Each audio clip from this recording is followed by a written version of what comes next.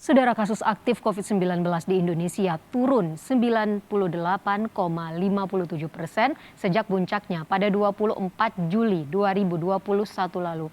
Meski demikian, Presiden Joko Widodo mengimbau masyarakat untuk tetap waspada terhadap varian baru Omikron dan antisipasi lonjakan saat Natal dan Tahun Baru. Kasus aktif COVID-19 di Indonesia terus menunjukkan tren penurunan. Satgas Penanganan COVID-19 mencatat, kasus aktif di tanah air turun 98,57% sejak puncaknya pada 24 Juli lalu yang mencapai 574.131 kasus. Pada 29 November 2021, kasus aktif nasional di angka 7.960 kasus. Dengan demikian, kasus aktif COVID-19 di tanah air relatif stabil bahkan tidak mengalami kenaikan.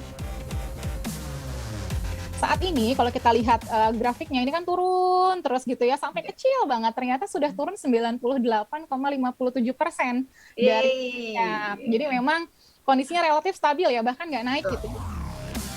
Satgas COVID-19 juga melaporkan adanya penambahan kasus sebanyak 176 kasus baru pada 29 November 2021. Dengan demikian, total kasus COVID-19 di Indonesia mencapai angka 4.256.112 kasus. Meski mengalami penurunan, Presiden Joko Widodo menghimbau kepada semua pihak untuk tetap waspada karena pandemi COVID-19 masih akan berlanjut di 2022. Terlebih adanya kemunculan varian baru COVID-19, yakni varian Omikron yang disebut lebih cepat menular. Kita harus tetap waspada karena pandemi belum berakhir. Dan di tahun 2022, pandemi COVID masih menjadi ancaman dunia dan juga ancaman bagi negara kita, Indonesia.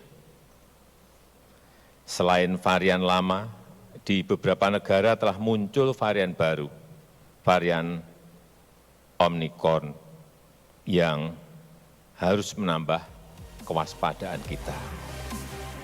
Pemerintah juga mengingatkan masyarakat tidak termakan hoaks atau berita tidak benar seputar varian Omikron. Pemerintah menjelaskan, saat ini varian Omikron masih dalam penelitian lebih lanjut. Sampai saat ini belum ditemukan indikasi bahwa varian Omikron dapat meningkatkan keparahan. Tim Liputan, Kompas TV.